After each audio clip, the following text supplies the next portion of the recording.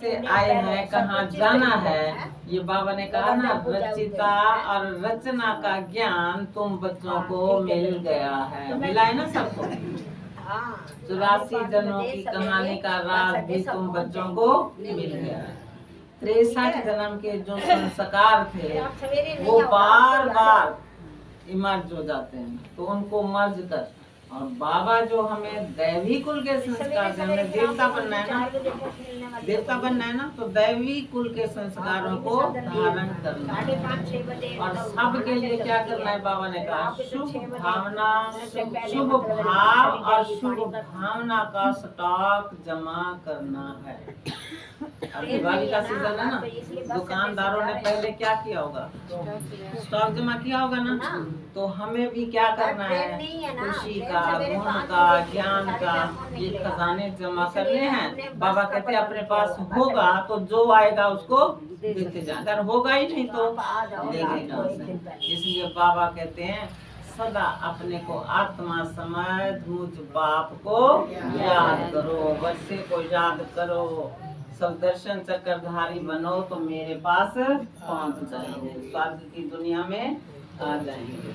हम कौन सी दुनिया लाने वाले हैं, विश्व परिवर्तक। बाबा ने मैं कौन सा टाइटल दिया है, विश्व परिवर्तक। विश्व परिवर्तक तब बनेंगे जब हम स्वयं परिवर्तन होंगे।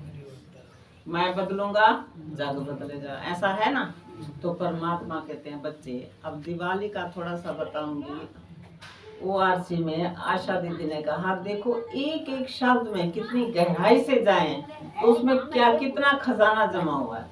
उन्होंने 2-3 शब्द बोले और यही कहा कि हम इस समय भाग्य की खेती बो रहे हैं, भाग्य की खेती, एक आधा खेत नहीं, भाग्य की खेती बो रहे हैं।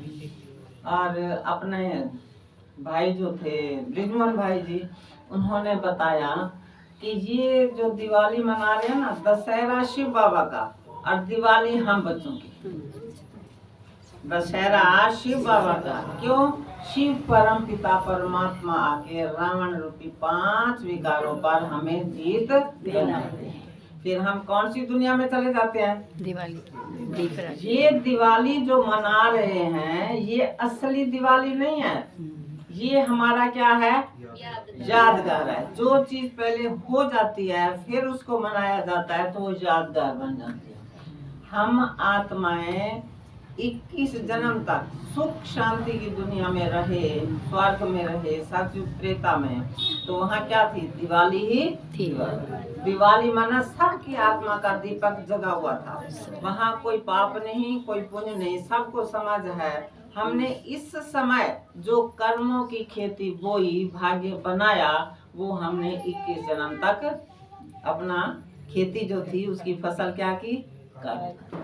तो इस समय ये समय है बीज बोने का, जैसा बीज बोएंगे वैसे।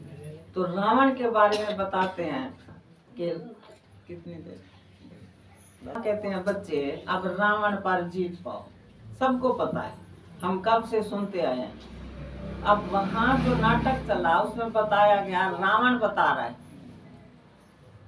रावण का आदेश और शिव परमात्मा का संदेश। शिव परमात्मा का संदेश क्या है, रावण पर जीत। और रावण भी कहता है तुम लोग मेरा हर साल क्या जलाते हो, पुतला जलाते हो, मैं तो जला नहीं। तो इस पे 1 मिनट के लिए आपको थोड़ी सी कविता सुनाऊंगी। तो रावण कहता है मेरा पुतला जलाते हो, मेरे को नहीं जलाते। रावण कहता है, कौन कहता है रावण मर गया। रावण बोल रहा है, कौन कहता है रावण मर गया, ऐसी बातों से मैं नहीं डर गया।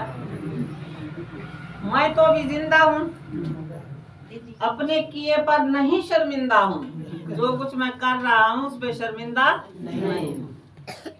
मेरे वंशज अभी जीते हैं और सीताओं का खून पीते हैं। ये विकार हमारा खून ही तो पी रहे हैं ना, और क्या हो रहा है। मेरे वंशज अभी जीते हैं, वंशज कौन से हैं, काम, क्रोध, लोभ, मोह, अहंकार, ईर्ष्या, द्वेष, ये सब क्या है उसके वंशज। मेरे वंशज अभी जीते हैं और सीताओं का खून पीते हैं,